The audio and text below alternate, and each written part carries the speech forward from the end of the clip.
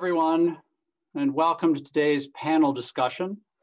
This is part of the Symposium on Computing for the Common Good, sponsored by the College of Information and Computer Sciences, CICS, at the University of Massachusetts, Amherst.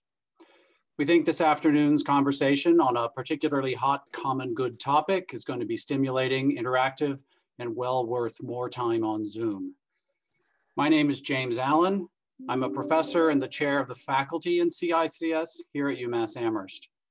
My own research interests are in information retrieval, the science behind search engines. The title of today's panel discussion is, Should the AI Industry be Government Regulated?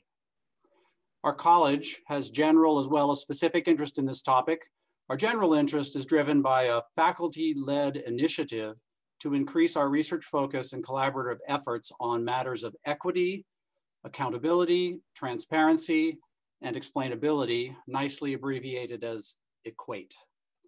A number of our faculty have come together under this EQUATE banner to deliver on the promises of computing by developing secure, fair, and trustworthy technologies that advance science, improve our quality of life, and contribute to the progress of society.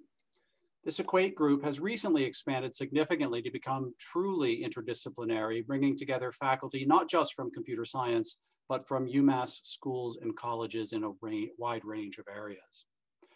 The topic of today's panel discussion, possible government regulation of AI, is squarely within the EQUATE group's general area of concern. The college's specific interest in this topic is driven by one of the EQUATE group's core members and one of today's panelists, Professor Erik Learned Miller. Erik is a professor in CICS whose research focuses on computer vision and machine learning. He's well known for his contributions to face recognition, including standout work on new algorithms in that area, as well as standardizing databases and performance metrics. He has produced some of the most widely used benchmarks in face recognition research, including Labeled Faces in the Wild and the Face Detection Database and Benchmark. Erik has more recently become interested in mechanisms for addressing the potential harms from the misuse of increasingly powerful face recognition technology. Last June, he and colleagues at MIT's Media Lab, the University of Virginia, and the University of Washington issued a white paper, Facial Recognition Technologies in the Wild, a call for a federal office, in which they argue for a new, broader approach for managing facial recognition technologies at the federal level, based on a model inspired by the US Food and Drug Administration, the FDA. This paper is publicly available and has commanded a significant amount of reporting and attention. Joining Erik on today's panels are three outstanding thought leaders who have been exploring a variety of problems and solutions related to the unconstrained development and deployment of advanced information technologies, including in particular face recognition and machine learning. Fran Berman is a data scientist and a public interest technologist whose work focuses on the societal implications of technology. She is the Hamilton Distinguished Professor at RPI, as well as a founder of the International Research Data Alliance and former director of the San Diego Supercomputer Center, where she focused on the development of data infrastructure to serve the broader community. I'll note briefly that in addition to serving on today's panel, Fran will also present a keynote address tomorrow at noon Eastern, titled Building the Internet of Things for the Common Good. Kade Crockford is the director of the Technology for Liberty program at the ACLU of Massachusetts. Kade researches, strategizes, writes, lobbies, and educates the public on issues ranging from the wars on drugs and terror to warrantless electronic surveillance. Kade is currently leading a statewide effort to place democratic controls on government use of facial surveillance technologies. Thus far, the Press Pause on Face Surveillance campaign has won 7 municipal government bans on the technology and secured a state law imposing limited checks and balances on police use of the technology. Clare Garvie is a lawyer and senior associate with the Center on Privacy and Technology at Georgetown Law, a think tank that focuses on the relationship between surveillance technologies and civil rights. She was lead author on 3 of the center's reports on face recognition. In 2019, she also testified before the House Oversight Committee about the police use of face recognition. Her commentary has appeared in the New York Times, the Washington Post, and the Wall Street Journal, and she serves as an expert resource to both Democrats and Republicans in Congress and state legislatures. She comes to this panel with a focus on police use of face recognition technology and the potential for legal harms stemming from that use. We're absolutely delighted to have an opportunity to hear from this group on today's topic. So here's how the rest of the panel is going to go. First, I'm going to give each panelist an opportunity to present some brief opening remarks. Then we'll spend 20 or so minutes discussing a set of questions that have been circulated in advance. At that point, we'll open up the floor to questions and comments from the audience and let the discussion continue until 4:45 at the latest. We're running this session in Zoom webinar mode. That means that you will not be able to turn on your microphone or video camera to ask a question. However, we hope you will contribute questions using the Zoom Q&A feature. Just click on the Q&A button, which should appear at the bottom of your Zoom screen. This opens a window where you can type in your question. I will get to as many questions as possible during the time available, and I apologize in advance if yours can't be included, or if I paraphrase it badly. Now I think it's time to get started with the interesting part. So Erik, you're up first. Thanks, James. So I started doing research in face recognition around 2005. And at that time, one of the big needs in the field was clear evaluation metrics for face recognition. It was really hard to tell what worked well and what didn't. So my lab developed a new benchmark called labeled face that James mentioned. And it's one of the most heavily cited benchmarks now with about 5,000 scientific paper citations.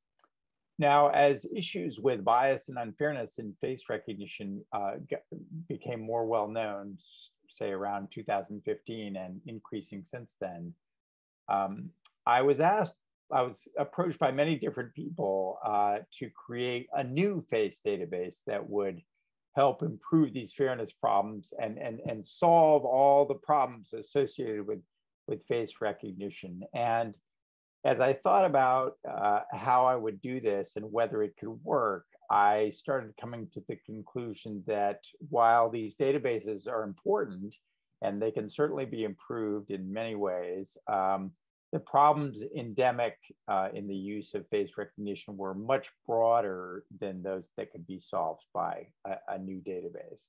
And I began to get interested in a more comprehensive solution to these diverse problems. Now, before I was in academia, I worked in the medical device industry, and I interacted a lot with the Food and Drug Administration in its regulation of medical devices. In particular, I had to submit applications to the FDA to show them that our devices in our company were safe and effective. And I began to consider borrowing FDA's model for assuring safety and efficacy of medical devices and using it in the face recognition software industry. So about a year ago, my colleagues and I published this white paper. Again, James mentioned that. That starts to look at these issues, and I'm really happy to have all these experts here today and have a forum where we can keep talking about these kinds of ideas. Thank you, Erik. Fran, I think you're up next. First, I'm going to turn on my microphone, so that's a good thing. First of all, I'm really delighted to be here, and there's so much work I'm interested in among the other panelists. I know it's going to be a good discussion. When I started thinking about what I might talk about in this introductory section, I thought it might be useful to just talk a little bit about my thoughts about the general context in which we're even asking the question.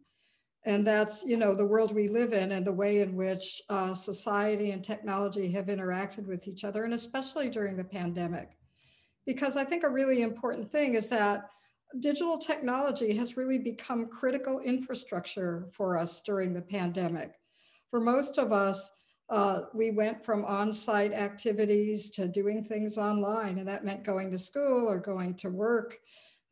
People got married online, people celebrated Christmas online, we bought our groceries online. And what that meant was information technology became a much more fundamental part of everybody's life. And that brought many benefits, but it also brought many downsides. And so if you think about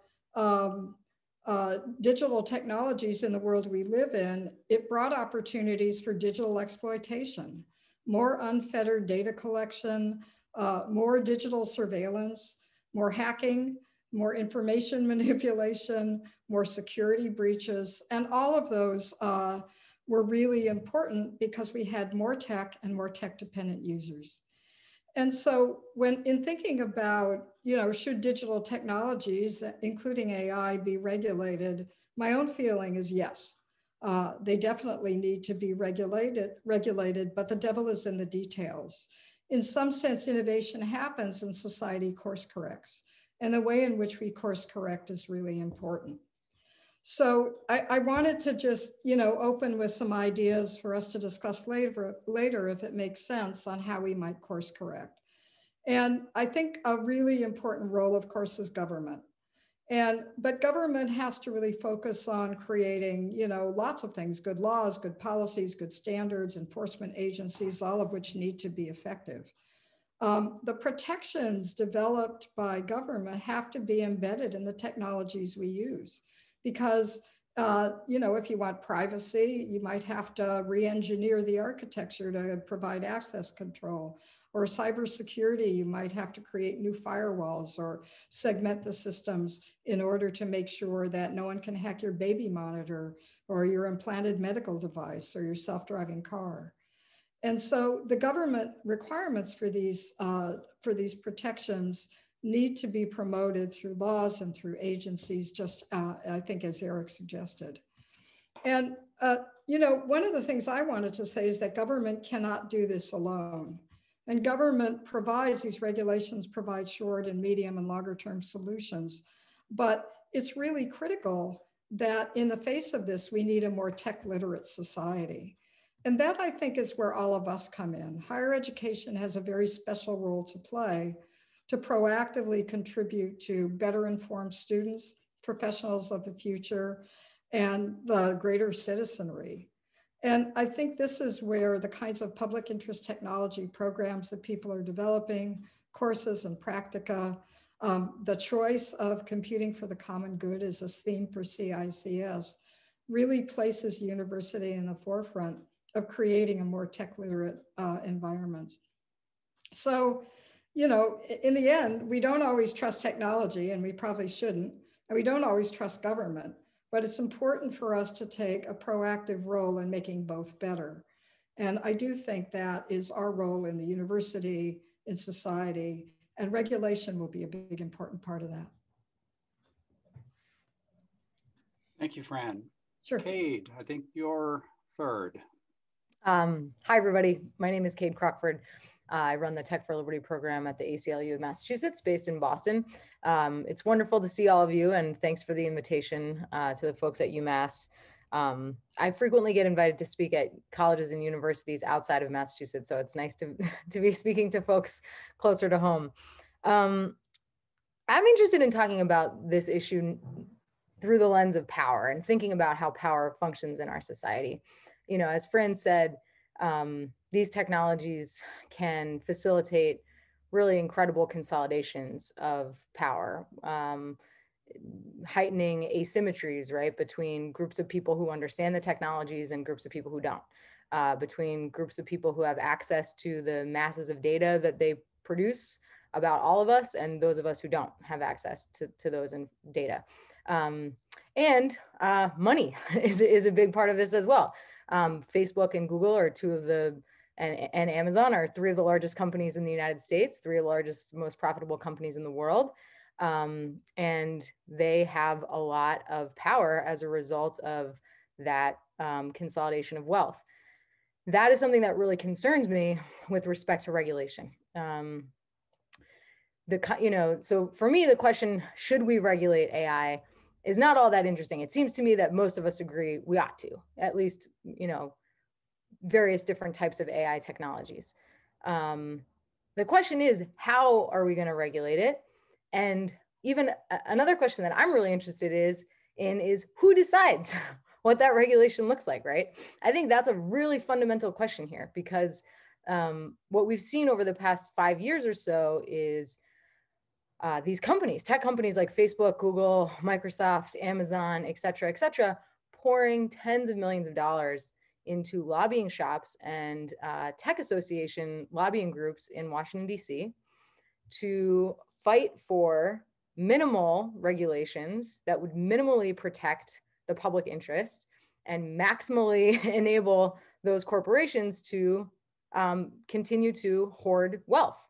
And, you know, that's a real concern for me. So I agree, Erik, that we need ultimately some sort of regulatory body.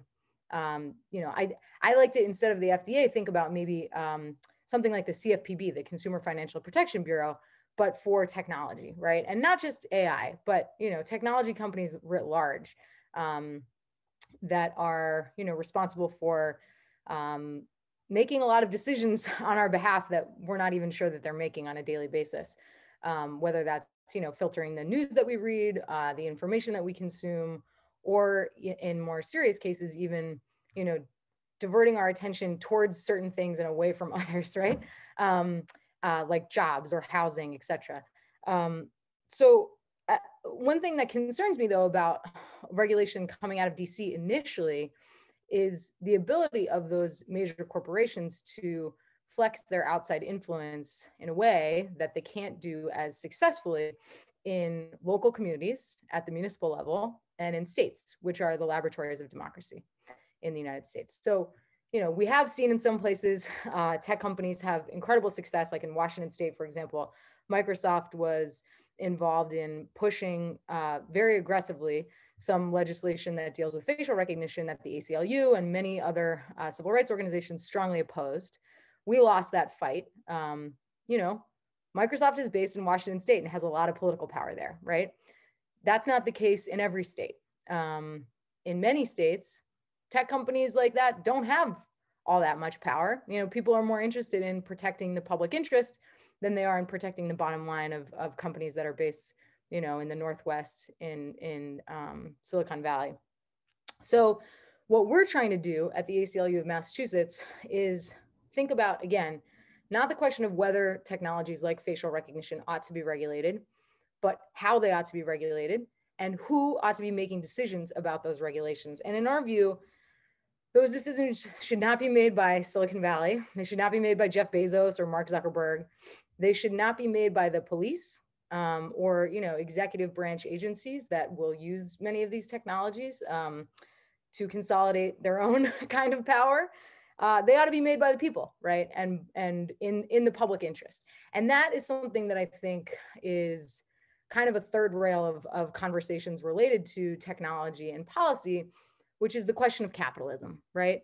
I'm just going to say the C word because it really is meaningful in this conversation. Companies like Facebook and Microsoft and Amazon and Google, they do produce products that, you know, in many ways make our lives easier, but ultimately they're not nonprofits. They don't exist to serve the public interest. They exist to make money, right? And to make as much money as possible for their shareholders. So the interests of those corporations are not always aligned with the public interest. And in many cases, the interests of those corporations are diametrically opposed to the public interest. Like, you know, for example, in conversations about consumer privacy law, or even potentially non-discrimination law, right? If that non-discrimination law peers too closely inside the algorithms that these companies are using, and too closely, you know, constrains their ability to make as much money as humanly possible with these technologies. So I would just close by saying that, you know, one animating motivation of the Press Pause on Face Surveillance campaign has not merely been to bring this technology under democratic control, to, you know, reject technological determinism. It has been to make clear to the public, to lawmakers, that merely because a technology exists does not mean that it ultimately will be deployed in every conceivable context by every conceivable actor. And that if we live in a democratic society, we are ultimately the ones who get to decide how technology is going to interact with us, how technology is going to shape our lives, facilitate our progress, or hinder it by controlling us and enabling, powerful institutions like government agencies, the police, for example, or powerful companies to, further consolidate their power in a way that really does harm the public interest as well as civil rights and civil liberties. So, that fundamental idea that we ought to be in the driver's seat here, I think is really what I'd like to get across in this conversation. Thanks. Great, thank you, Kade. And last but not least, Clare. Hi, everyone. Thank you so much for inviting me to be here today. My focus in my work is primarily on the regulation and the legal considerations of the end user of face recognition, particularly police departments in the United States, where the risks might be, they're not exclusive to law enforcement, of course, but law enforcement being able to deprive somebody of their life, liberty, or property, or freedom really very much calls into question the role of face recognition in that space. However, in thinking about the question about whether the AI industry should be regulated, I do want to lift up a particular element of the relationship between AI companies and the end user through the contracting process that I found particularly interesting and particularly concerning insofar as is often left out of the discussion. And I think this is incredibly important to Kade's point of the increased role that companies are trying to play in regulating what is their motivation. So this is the pattern that I found over the last couple of years in looking at face recognition contracting. I realize contracting is not a sexy thought or a concept, but I want to just draw a little bit of a vignette around this relationship and what I see as sort of a liability vacuum or a not it problem with both sides of the equation, the company and the end user, basically assuming that the other side has responsibility for the harms that the technology can generate. For example, recently in Detroit, an individual named by the name of Robert Williams was misidentified using face recognition technology. When one of the vendor companies, Rank 1 Computing, was asked about their algorithm leading to this misidentification, they basically pointed to the failure of law enforcement to adequately investigate the lead. So they said, it's not our problem, it's law enforcement's problem. San Diego contracted with a company called Face First for face recognition, relying heavily on accuracy assertions made by this company in their marketing materials. However, in the contract, Face First disclaimed liability for any variation in accuracy. They expressly disclaimed any responsibility for misidentifications or failure of their technology to perform to a certain level.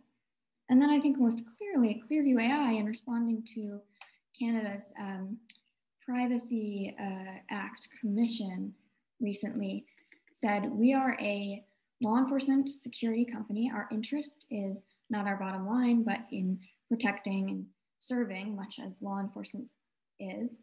So the benefit that we provide to society is one of public safety. However, any misidentification or risk of harm created by our technology is solely the responsibility of law enforcement alone. They basically said, we claim credit for all the assets, all the benefits of our technology, and none of the liabilities that this can create. On the other side of the equation, I've talked to sheriff's departments who say, hey, when we try to contract for this technology, we don't have a computer scientist on staff. We don't know how to generate a test to adequately, to basically interrogate the assertions made by these companies. We send the guy who happens to be on desk duty that day to these conferences to then engage in contract negotiations. We have no idea what we're buying. We rely on the companies to tell us how to use this technology. Another example, DataWorks Plus, a company that is one of the major vendors of face recognition systems, has a working group, and they get together and share best practices for training. However, that company tells their law enforcement agencies that contract with them, it is okay to edit probe photos before submitting them to search, to manipulate the face recognition evidence before it's submitted. Law enforcement agencies, when given this, say, hey, we're just doing what the company tells us is perfectly acceptable on the part or acceptable use of the technology. So I just want to use that to highlight what's happening, which is both sides want to claim responsibility for any benefit and disclaim any liability for the harms. And I think this can help frame when we're thinking about what are the motivations of a company coming in and seeking to regulate. I think it also opens the door to really interrogate, yes, it is very, very important to look at what legislation is appropriate for the end user, the law enforcement agencies and whoever else, but we also have to look at the responsibility of a company who comes in with asymmetrical information, with a vast knowledge, hopefully, of the risks and benefits of their technology and the responsibility that they have to actually own that. Great, thank you very much, Claire. So now you've heard from all of the panelists. I'm going to now toss them a few questions. These are softball questions only in the sense that they've seen them before. They are complicated questions, and I guess we're going to start our questions by letting Erik ask a question. Well, we can go through those questions if you like, but I really liked the issues that both Kade and Claire brought up, and I want, since it's in the air, I wanted to just talk a little bit more about what some of the things Claire was talking about. So I think this issue of it's not my fault is totally central to this, and this is one of the reasons that I think, whether you like it or not, looking at the FDA and how they deal with it can be very informative, right? Because of course you have the same thing with drugs. So if I manufacture a drug, and I put on the back of the package, not to be taken by pregnant women or something, and then a pregnant woman takes the drug and has a horrible, a horrible problem, or the fetus dies or something. Well, whose fault is that? And so this is a central issue for them, right? And the bottom line is, if you didn't make it clear, then it's your fault. And if you look at the 7 pillars of safety and efficacy in the FDA, one of them is what's called labeling. Now, labeling doesn't just mean you have a bright sticker that says danger on it. It means all the information, including advertising. Like you see an ad on TV, you have to say, hey, this could cause dismemberment or death, right? I mean, this is serious stuff. You are responsible for making it clear to everybody, not only the people who, the physicians who prescribe the drugs, the consumers who take the drugs, the pharmacists who sell the drugs, the manufacturers who package the drugs, the people who sterilize stuff. It's your job as a manufacturer to make it clear to all of these people what their responsibilities are. And if you fail to do that, guess what? You don't make it past the FDA, or that's the ideal, right? Of course, I'm sure people slip through sometimes, but it's clear that the focus on labeling includes training, education, clear use, intended use, and all this. And that's like one of many reasons that I feel like it's a great model. Even if we don't adopt it, we can look at it and say, where does it succeed and where does it fail? Because I completely agree with Claire that right now this is not at all present in the AI technology or face recognition. People are just pointing fingers at each other, and that's no good. You need responsibility. So Erik, I wonder if I can just interject here briefly and ask.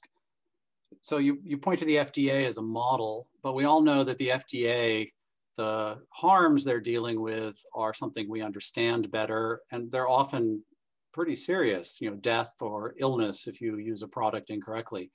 Are we talking about the same issues when we're looking at AI technologies, or are they smaller issues that don't warrant that level of control and regulation? Well, I want to invite some of my other panelists to answer that question because I think they can do a great job.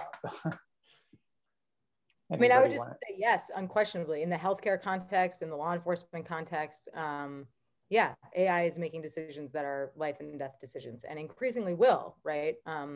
Particularly if lawmakers don't act to, explicitly prevent or prohibit the use of AI in certain areas, or, if it's allowed by law, sufficiently protect the public interest with respect to, due process, human review, issues like that. And so, yeah, I mean, I think Fran can speak more about it, it looks like. Yeah, I mean, I agree with that. I think it's hard to figure out how severe the harms are going to be, but you have a sense about it. If my Fitbit doesn't work, big deal. If my self-driving car stops in the middle of the highway, it could kill me. And so I think that, we get a sense about, what kinds of, we can anticipate some of the problems with technology, but there are always unanticipated things. And I think the good news is, we have experience, as everyone has said, with risk mitigation. We need to test things more thoroughly, and that needs to be a part of what we require. We develop standards to make sure that things are reasonably safe in common environments. In AI and autonomous situations, you want to have a human in the loop because you don't always know what's going to happen. And sometimes humans can pick up things that the system can't. And so, if we are a little bit more, I think, serious about adding those kinds of protections, we can kind of reduce the harms to a place that we know how to deal with. That doesn't mean they're going to go away, but it does mean that we have to provide the same kinds of strategies with these harms that I think we do with other kinds of things. I wonder if I can be just a little provocative, intentionally provocative here, and say, I mean, you said earlier, Fran, that education and literacy on these things is a very important part of what's going on. So if people understand what's going on and are better educated about the risks, why aren't just codes of practice and ethical behaviors and maybe even market forces adequate to solve all of these problems? After all, if one company's self-driving car stops in the middle of the road, people are going to very quickly stop buying that company's self-driving cars, right? So I just, why isn't that good enough? Why do we need the government to step in? And maybe I'll see if Claire, who hasn't had a chance to speak yet, has something to say on that point. Sure. You go after Claire? Whoops. I'm sorry, Claire, I didn't hear you. It got garbled. No, I'm happy to get started. So in response to the market forces concept, I think one of the key problems, especially in the field that I work, is that the end individual who experiences the harm is not the purchaser, is not any part of the equation of the contracting process. Person harmed by face recognition failing in a law enforcement context is the person who's arrested and charged with a crime they didn't commit, or it's the individual who wants to publicly protest but is afraid that their face is going to be associated with deeply unpopular speech, so they decide not to exercise their First Amendment rights. They have no say, or they do have a say, but as long as they have a voting mechanism available to them, they have to go to the legislature, who has to act on the executive branch over a contracting process that an executive agency has joined, has entered into. So the harms are not felt. Yes, maybe market forces might be helpful in the Fitbit self-driving car context, but not in government agency context. I think this is underscored by the problem we see with the FTC's unfair and deceptive acts and practices mechanism is one of the strongest mechanisms we have oftentimes in this space, but the person who has to, or the entity that has to demonstrate harm in that case, in the face recognition context, would be the law enforcement agency saying, I was misadvertised to. As a law enforcement agency, I thought company A's algorithm was 99% accurate. Turns out I'm misidentifying people, and my officers are spending a bunch of time investigating people who didn't commit crimes. The people who are harmed by that that's not the agency. It's that the community on which the technology is being used. So I think that's my response to the market forces concept. I think training goes a long way, but I think I'll leave it there for now. Okay, Fran, did you have something else you wanted to add there? Or? Oh yeah, I had thought you had asked me to answer that as well, and I really appreciate Claire's thoughts on that. I think they're really important. I wanted to add just one thing to that, and in some sense, I think market forces are expecting communities or industries to self-regulate. That only gets you so far. It's kind of necessary but not sufficient, because I think that you can't get to often to really hard decisions that are either really challenging or expensive. And you think about when, how do we create standards, and how, what happens when industry gets together? And it's going to be much harder to be behind a solution that's going to be really expensive in your company or require a lot of really different kind of engineering.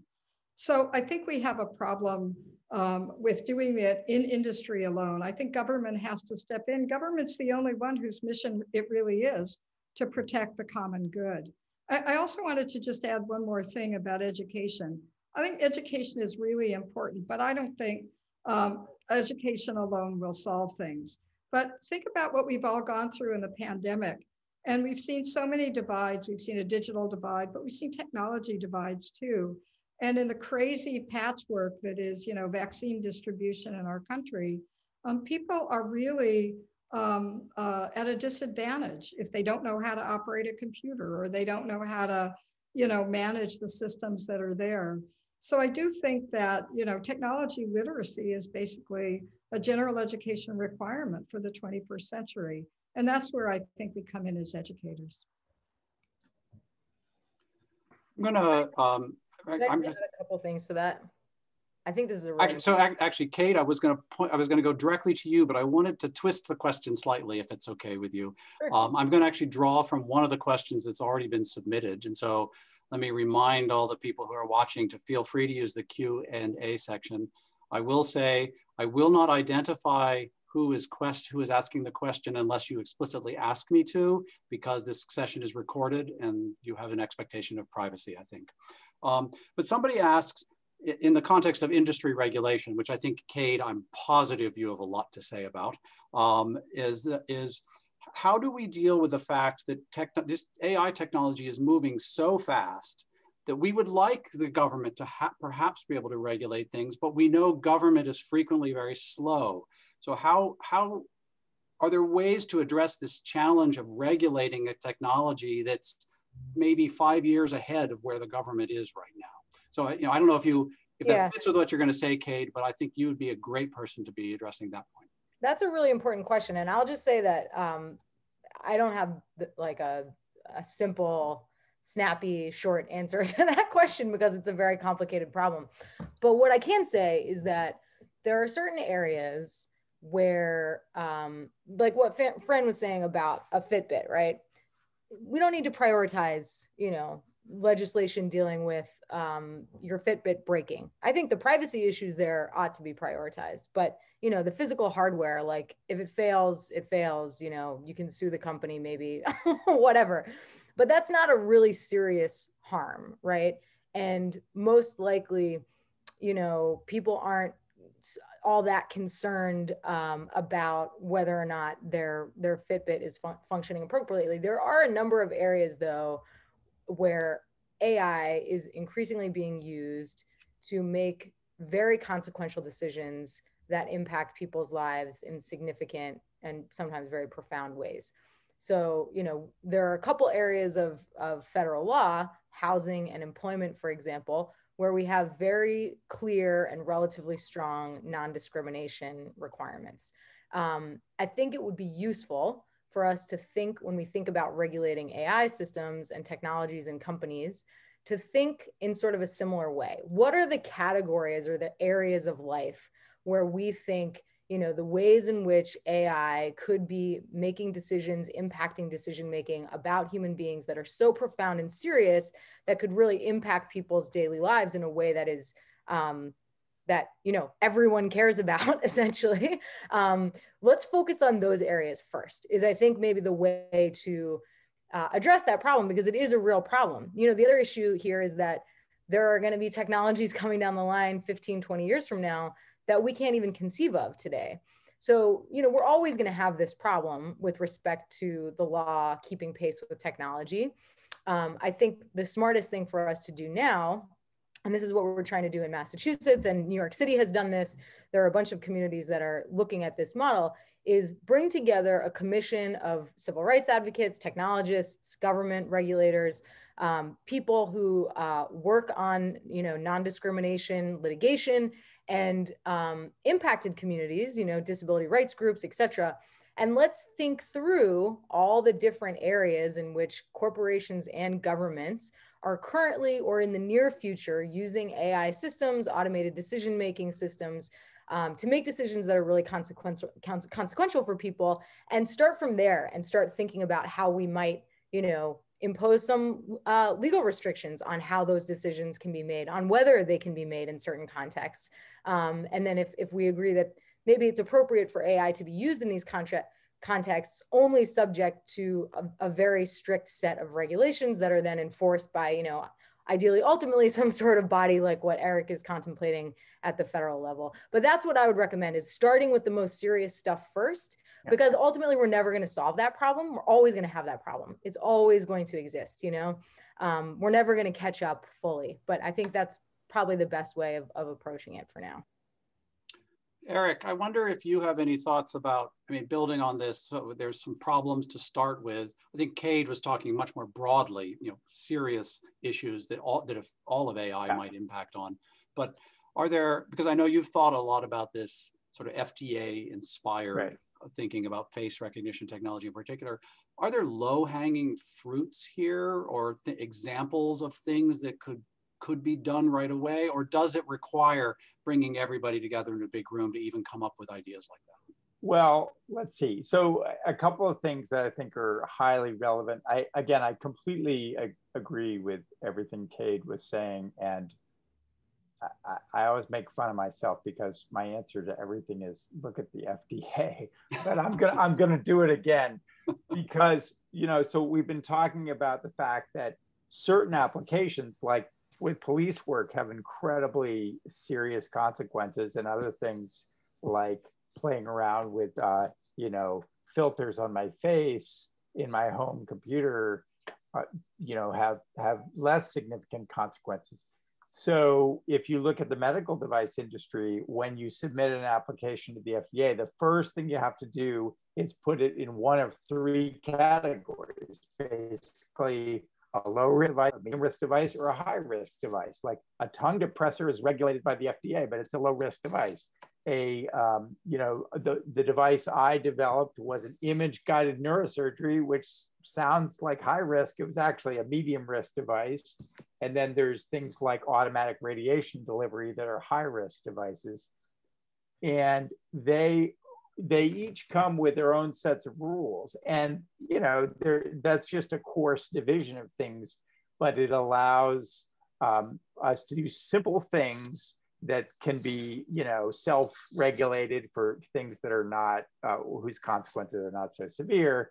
But then when the consequences are really severe, you can start to say things like, okay, what are the training programs for this like? What are the investigational studies show for these devices? Are they demonstrating safety and efficacy? Like, you might have to have a pilot study to show what's going on. Or if we deploy this AI algorithm in this new context, you better convince us that that's going to operate in a similar way that it worked when you deployed it over here. So if things have really serious consequences, the bar is much, much higher.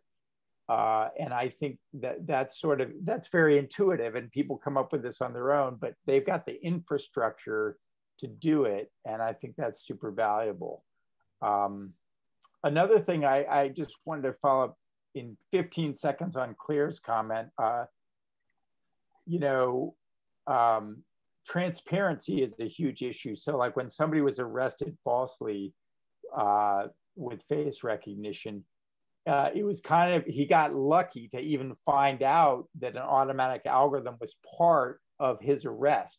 Normally, he would not have found that out at all because there were no rules about disclosure. I know Kade and some of the legislation that's being proposed says, whenever you arrest somebody with face recognition, you have to tell them, you have to be totally transparent and have disclosures. And that helps bring the constituents in to be part of the problem, because right now you could just be swept away by the police and you have no idea that they're relying on some decision made by an artificial agent, that because there's nobody that's saying you have to report that. Okay, I'm going to go to my last canned question. And then I've got a few more that are coming in. Thank you, everybody, for those. This was actually really targeting you, Fran. I mean, education is important, as we said earlier. How do we convince people, broadly speaking, that these are important issues? After all, we live in an era where, at least apocryphally, teenagers are willing to sell their privacy for a couple of bucks. So we all think privacy is super important, but maybe people don't care. And so it's going to be hard to convince legislatures to care if people don't care. So how do you get people to even care that they should be educated, I guess, is the question I'm asking, Fran. I think that's a great question. I have no magic bullet answer. I only have slight bumper answers, but I think that's the world we live in. And my own observation is that there are kind of two ways to get people to do things. Number one, scare them and have something catastrophic happen. Or number two, kind of raise them right. And education is more in the raise them right environment than it is in the scare and in the scare and catastrophic. I mean, when we have had catastrophic things happen, people do pay attention to digital technologies, and we begin to see that. And that's where the FDA came from. I would expect that's where OSHA came from, and so I do think that that has a role to play. But I do think in terms of education, I'll tell you what I'm seeing in my classes, and I have been seeing for a while, is there seems to be a real hunger right now from students to do things with social impact. And so, I think we go through fads, and at certain points in time, students really want to make money. And that's a really the most important thing for them. And now I think we're sort of seeing a real interest in doing something that kind of makes the world a better place. I mean, we certainly saw that in the biomedical science community last year when, everyone who could pivot their research to work on COVID did, and it made a big difference. And so I do see students right now kind of interested in the social impacts of what they do, no matter what that is. And so I think, for us, if we think about it as, what do you need to do to navigate in the world? You need to read, you need to be able to, write and understand literature. You need to be able to do some mathematics. You need to understand the technologies around you, because when you don't, it matters. And so, I don't know if we can get students interested in whatever privacy law is stuck in committee before Congress, or interested in, the specifics of particular strategies companies might use to change their cybersecurity, or, stuff like that. But I do think they are generally interested in this. And so I do think that's sort of part of our job. And then as they go and, become professionals in whatever areas they're in and navigate the world, I do think that will make an impact. So, it's a little thing, but I think it's a little thing multiplied by a lot of people does make a difference. Kade, did you have a follow-on comment? Yeah, thanks. So I always really bristle at this question because I think it misrepresents young people's desire for privacy. If you were to ask a young person if they feel comfortable with their parents looking through their private Instagram messages or WhatsApp messages, or sharing sensitive search history information with their peers or with their teachers, or with their religious advisors or whatever, I think it would become immediately clear to you that young people care about their privacy a tremendous amount.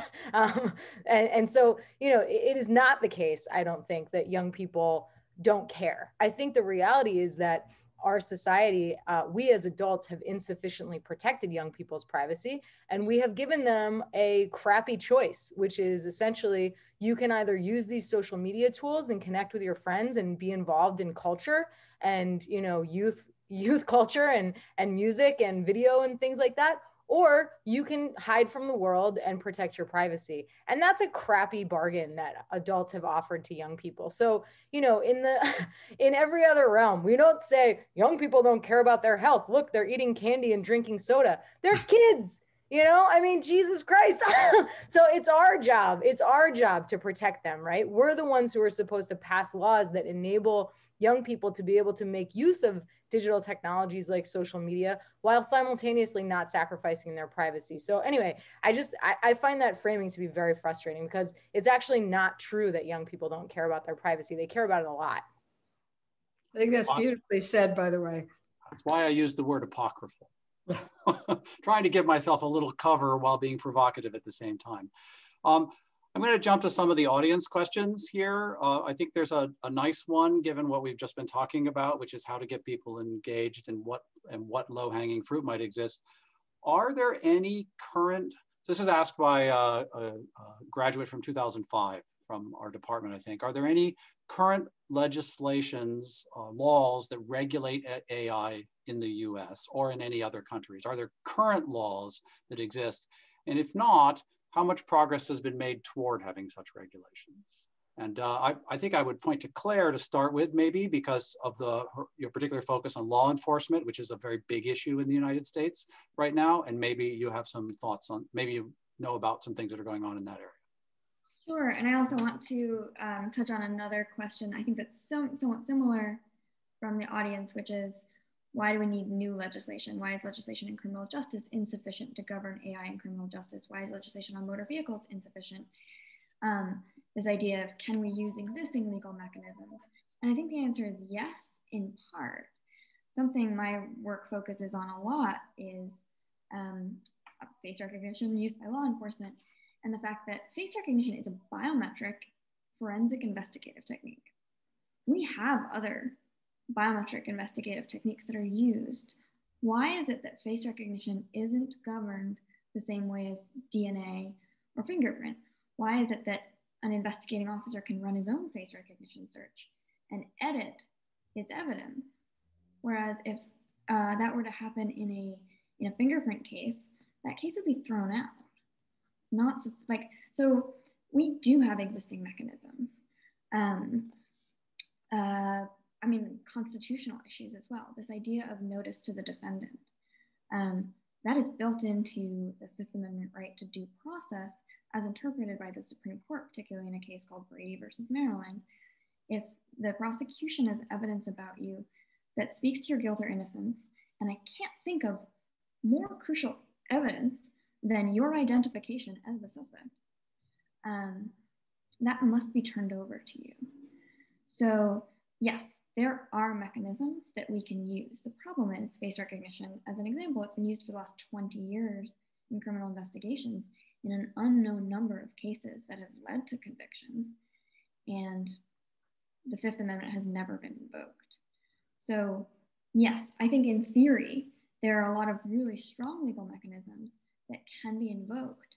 The problem is we fail to, when faced with a new technology that we're framing as artificial intelligence as opposed to biometric investigative technique and business as usual.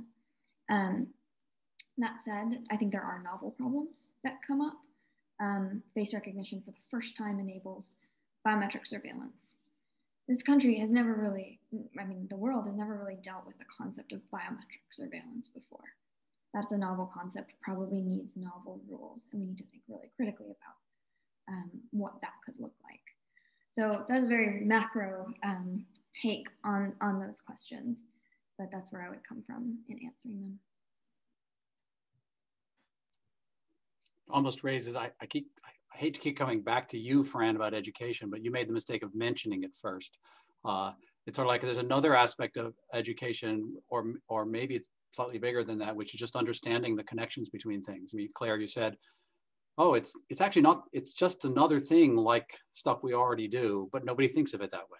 You don't realize your Fifth Amendment right might come into play. And to be clear, face recognition is not equal to DNA. Just in case anyone was thinking I was saying that, it might be more like bite mark analysis, which has been thoroughly debunked. Putting that out there as a footnote. Well, and I think, and lots of us at our universities are thinking about this too. When you think about education, it's not just, learning the theories behind things. That's pretty fundamental. And you have to kind of know the way people think about different topics, but then you have to go out in the real world, which is pretty messy and often political and, driven by lots of things other than merit. And you have to learn how to navigate in that. And so I think, part of an education, especially in these areas, are experiential learning and really practical programs that allow, students to kind of play with these ideas. But I agree with you. I think that making the connection between things is really important because, a lot of the hard problems lie right there. And students need some experience with that. Well, we all need some experience with that, not just students. Erik, someone asks us, they point to Professor Yair Zik's talk earlier today on providing good model explanations. And he wonders whether if AI systems were able to provide explanations for how they're arriving at their outcomes, whether that would go far toward helping to regulate what they're doing. If we just say you must provide an explanation, is that an important part of what needs to be done? I mean, maybe that doesn't completely solve face recognition issues because of some of the other things that are brought up, but in the broader field of AI, is explanation a huge part of the solution? I would say it's maybe a small part of it. I think even if you have explanations, we identified this person as Fred because, he had a brown mustache or something. I mean, that could be helpful, but in general, I don't think it doesn't really get rid of most of the significant problems because it can still be wrong. It could theoretically convince somebody that the technology was correct, even when it was incorrect. Right? So, I think it's when there is a human in the loop, it's people like explanations to the extent that they can get them, but I don't really think that it solves too many of the regulatory issues. It addresses transparency a little bit, but I would say not a huge part of the solution, really. Even though I'm for it on a technology level, it doesn't really address the problems in my mind. Another question that came in is, it actually, I think, builds on a point you made, Claire, that this person says, a distinct difference with selling something like medicines is that consumers are aware that they're consuming medicine, as opposed to many AI products where you might not actually know, you might not even be aware you're using an AI product. I think Claire's point was that the people that are potentially harmed are not the people that are actually consuming the AI product in that sense. And so this person is asking, are there any other thoughts on that issue where AI is kind of invisible? Because I don't think it even has to be separate, but it could just be something you don't think about. I mean, maybe your self-driving car, okay, we can accept that's AI, but you could easily imagine sort of losing track of things. Are there any other thoughts that people have on that aspect of things? Erik has his hand up. Nobody else is leaping in. Okay, you, Erik. So I think it's a great point. Now, when you're taking medicine, yes, you usually know you're taking it.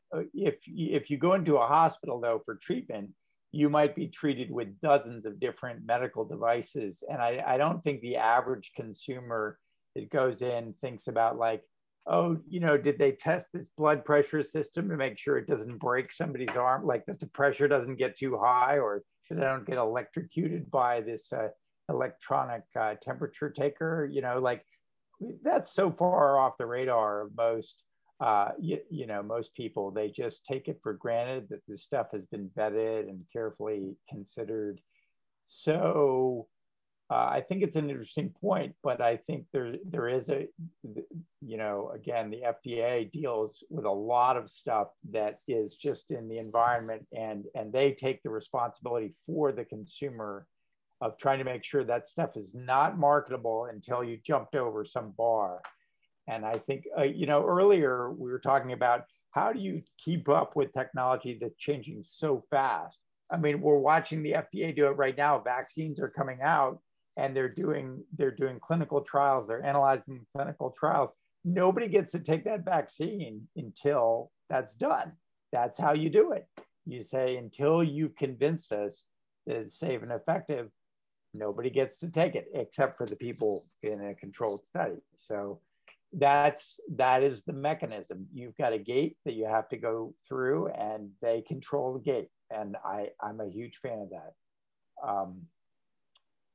I just wanted to say one other thing, because I'm a little bit worried industry is getting left out of this conversation. I believe that, yes, industry can have a powerful lobbying influence, and that's a concern. But I also believe that if we establish a system to assure the quality of these systems, that companies can start building up you know, reputations for having quality products that have been approved through whatever regulations we have, and that can start to become a value that company has. Just the way you trust pharmaceuticals from certain large companies that you've had experience with. Once you've got a set of products that have made it through this vetting, that's a value that can put companies, that can help companies recover their costs and get them a good reputation. And so it can be a symbiotic thing, I think. I have a question here that I don't know whether to throw it at Kade or Clare. Somebody asks about responsibility versus intent. They say, from the perspectives of creators of AI, they don't have the intent of causing any harm. But from a legal perspective, does intent make a difference? Should companies be worrying about accidental harm, or is only intentional harm the problem? So Clare is a lawyer. Kade deals with exactly these sorts of issues, I think. So is one of you willing to pick that up briefly? Well, I can just quickly say, Clare, and then you can address this, that, yeah, I think intent matters. I mean, I think intent matters for all of us in the work that we do, no matter what our field is, right? And so, you know, I'll just give a funny example, two funny examples. One, many years ago, I was at a political event, and I was standing next to a guy who teaches at, or was working in a lab at MIT at the time. I said, "What are you working on?" He said, "Oh, I'm working on these really cool robotic bees." I said, "Oh, wow, your work must be funded by the US military." He said, "Yes, it is, but, you know, it's not going to be a weapon. You know, the military wants to build these drone bees so that we can essentially pollinate food after all the bees die." And I said, "You know that they're going to use them for weapons though, right? Because it's the US military, like that's what they do." And he was in total denial about it. And it was fascinating because, you know, he, in order to get up and go to work every day, wanted to believe that he was building something, you know, contributing towards the production of a technology that was going to facilitate food production and, you know, help people eat in areas of the world where bees are dying off. And he just could not grapple with the reality that, you know, that technology would unquestionably be used to harm people as well, to kill people on behalf of the US government, or to, you know, spy on them or whatever. And there's another funny example from a movie that just came out, which I encourage you all to watch, Barb and Star Go to Vista Del Mar, which is hilarious. It's on Amazon Prime. And there's a great scene in the beginning where there's this guy who, like, this evil woman hires to build this technology. And he's like, "I've built it and it's wonderful and it's finally going to work. I can show you, I can demonstrate for you, you know, now we're going to be able to, like, kill off all of these animals that are harming people."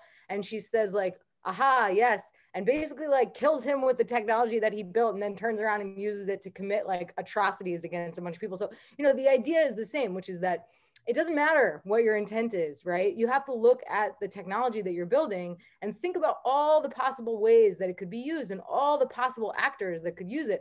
Another great example is an Israeli technology that was initially devised, tiny cameras that were designed for surgery, for laparoscopic surgery. Those same cameras are now used on the tips of missiles to help laser guided missile, you know, whatever that technology is. And so there's always dual use for technologies, right? There's always going to be multiple ways that a certain system or algorithm can be used. And yes, I mean, it's not just imperative that creators think about the potential impact of their work. You know, they're really foolish not to. You know, they could find themselves in a very difficult situation late in life when they're, you know, feeling kind of like a Manhattan Project style regret. You know, just on a personal level, you should be concerned about those things for sure. Yeah, 100%. Intent is very nice, but if you're putting your product on the open market, you are fundamentally responsible for thinking through what actors are going to purchase it and how they're going to use it. If I can come up, well, actually, maybe my job is to come up with like, how are the bad ways face recognition is going to be used? Amazon Web Services puts out a general purpose API. I'd be shocked if criminal enterprises weren't using that to identify undercovers. It doesn't take a genius to think about that, like to come up with that idea. I was at the Connect ID conference, which is a massive biometrics identity technology conference back in 2018. And the latest technological breakthrough was that face recognition watch lists for the real-time surveillance systems no longer had to be constrained to a certain, like a small number of individuals. It could now be run on databases of upwards of 1 billion photos. And I was talking to one of the representatives from a company there, and he was just so excited about this technological breakthrough. And I'd asked about like, well, what is the envisioned use case beyond just mass surveillance and tracking and cataloging of everybody's movements everywhere, and you know, logging their associations and whatnot. Like, I can't think of a different way to use that technology beyond mass surveillance. And you'd literally never thought about that. And I think this goes to the education component as well, that we spend a lot of time focusing on what do end users need to know about the technology? What do legislators need to know about how this technology works so that they legislate in a way that doesn't break the technology? But the same goes for the other side as well. What technology are you building, and what are the conceivable end uses? And do you want to facilitate those end uses, primary use and derivative uses and secondary uses? I think that brings up, there's a nice connection to a question that just came in. It says, considering all the major hacking incidents by state actors in recent times, it's scary to imagine if they hack and hijack these powerful AI technologies for nefarious purposes. So does government regulation help address that problem at all? So, you know, this technology which can do things that it's not allowed to do because of government regulation. Yes. But someone could hack in. Does this help with that at all? Yes, and I'll give you two examples. One is the NSA's insistence on developing offensive cyber capacity over its desire to protect the United States telecommunications networks from foreign attack. This is a deliberate policy choice that has been made at the highest rungs of the US government, that they would prefer to allow US communication systems and networks to be insecured, so that they can hack into them, knowing full well that this opens up opportunities for foreign governments to hack into US computer networks and telecommunication systems. That is a very dangerous policy choice. And it's one that, you know, many people who are experts in national security oppose. So I think the same is true with respect to the creation of these networks, right? You cannot hack a database if it doesn't exist. You are much less likely to want to hack into a surveillance network if it only has very limited, if it only has a very limited window into the lives of, you know, people in the United States. So just last week, actually, there was a story about a company called Kade, which manufactures surveillance cameras that have facial recognition capabilities built in. And this company apparently did not really care at all about security. left an administrator like root logon credential on the public internet, and somebody found it and logged in and was able to access not only an entire customer list of everybody who had a functioning Verkada surveillance system, schools, a jail in Wisconsin, numerous private corporations, but they were able to view in real time the footage from those cameras. So, if you don't build a surveillance network, it can't be exploited by a foreign actor. And that is part of actually why we believe that the creation of a network of surveillance, like the type that Clare described, that allows anyone to track and catalog the public habits and movements and associations of a person or a group of people, is a threat to our privacy and our liberty that we cannot abide in the United States. And we have to prevent the creation of networks like that and just ban them. And if you ban them and prevent them from existing, China and Russia can't hack them either. So, we are really faced with this conundrum. Do we allow our security apparatus in the United States to build these offensive surveillance systems, knowing full well that they are going to be hacked into by foreign actors, by malicious, criminal actors? I think the answer is clearly no. The costs do not, the benefits do not outweigh the costs. Excellent. So we're running to the end of toward the end of time. There's a couple of questions I haven't gotten to. I thought I would give each of you an opportunity to say your 60 to 90 second wrap-up comment, which you were not primed to do. But if there's something that's been said that you've been asked that nobody's answered, or something you want to reemphasize, please, let's do that. I think I'll just do it in the same order that you introduced yourself with. So Erik, if you have any wrap-up comment. Well, it's great to hear from all these people who are thinking carefully about this stuff. I guess I'll just finish with a comment about intended use. I'm making fun of myself for constantly going back to the FDA, so I'll do it one more time. They require you to define the intended use of a product. And then the nice thing is that this gives lawmakers a huge tool, which is to say it's illegal to use something that's outside of the intended use. And this is incredibly powerful because it means that lawmakers don't have to understand all the technology. They just have to know, they just have to say, these are the rules. You have to, this was declared to be used for this, and you can't use it for anything else, even if you think it's harmless because you haven't thought through all the details. And I think that's super powerful. It draws a clear line. Of course, criminals can still do whatever they want, but now the legality is clear and they can be prosecuted and so forth. So I think that I feel like there's great unanimity in the philosophy that we all have. And that's how I feel. I don't want to speak for everybody else, but I'm really encouraged by that. And I think there are specific structures and mechanisms to achieve these ideas.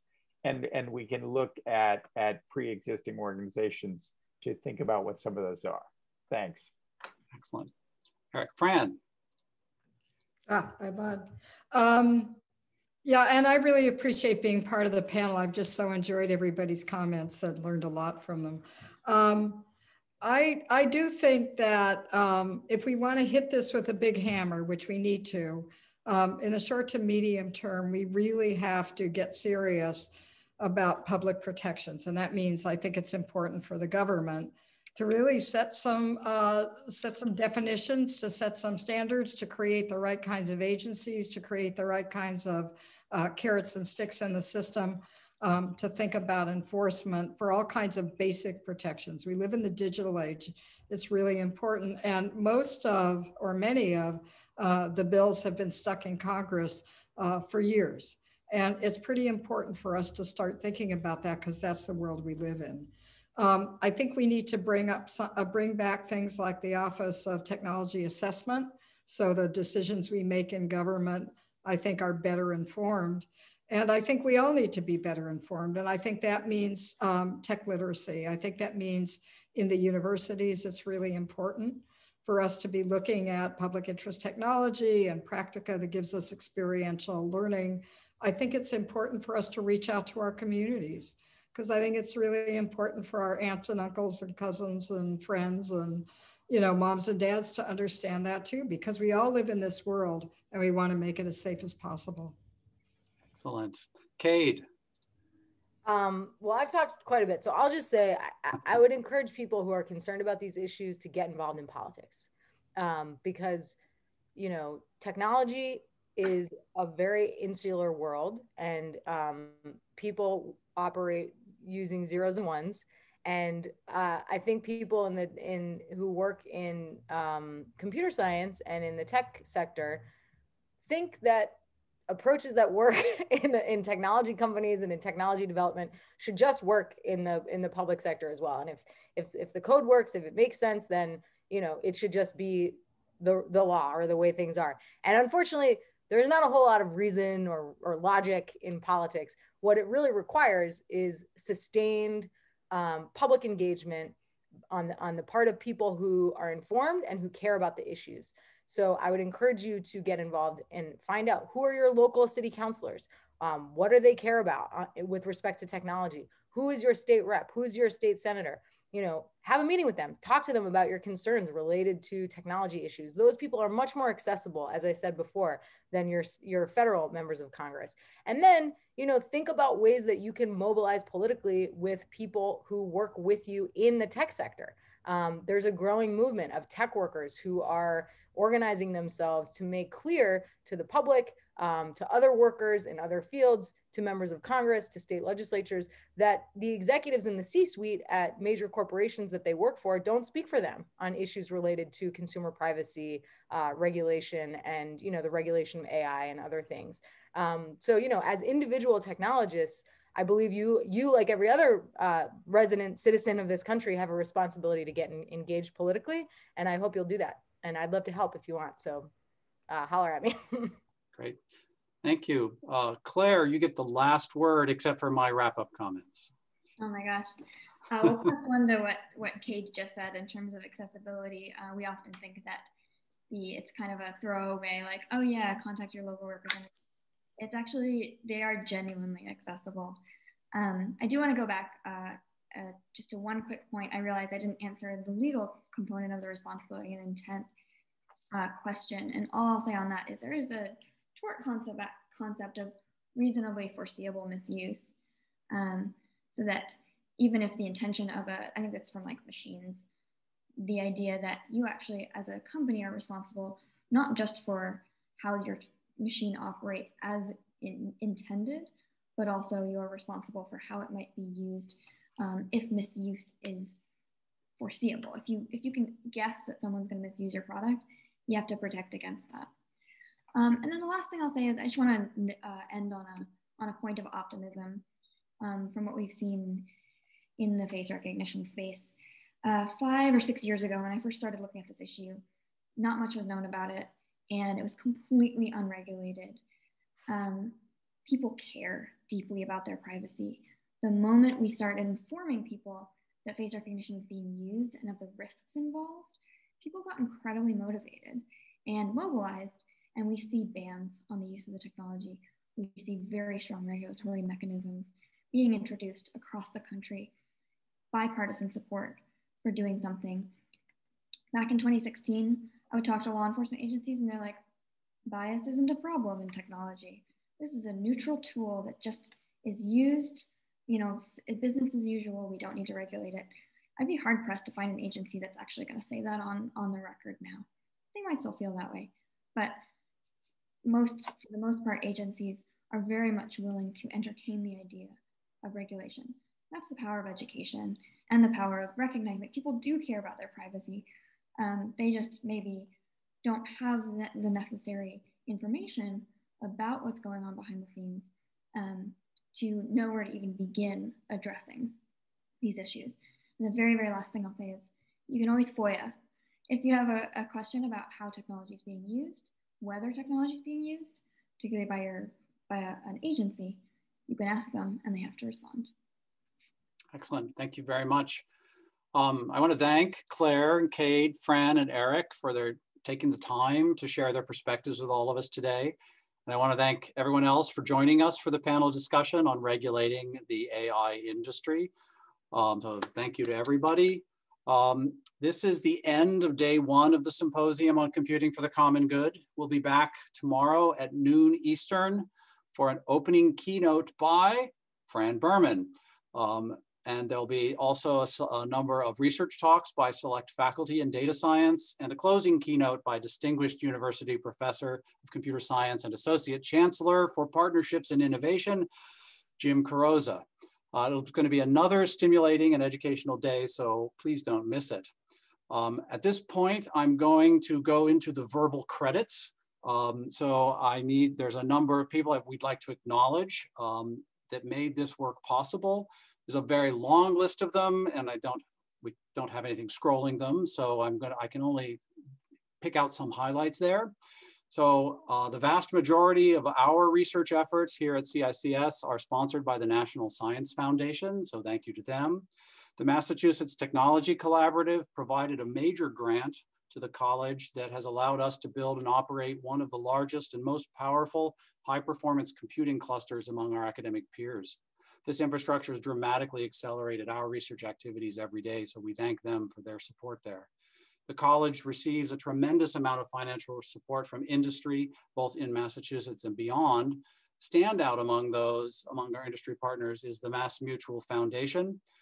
MassMutual's unprecedented commitment of $15 million back in 2015 has been vital to the success of the Center for Data Science, the Cybersecurity Institute, and indeed the entire College of Information and Computer Sciences here at UMass Amherst. We're deeply grateful for their ongoing support. Thank you everyone for attending. Thank you once again to our panelists, and I really hope we'll see you all tomorrow at noon Eastern. Bye-bye.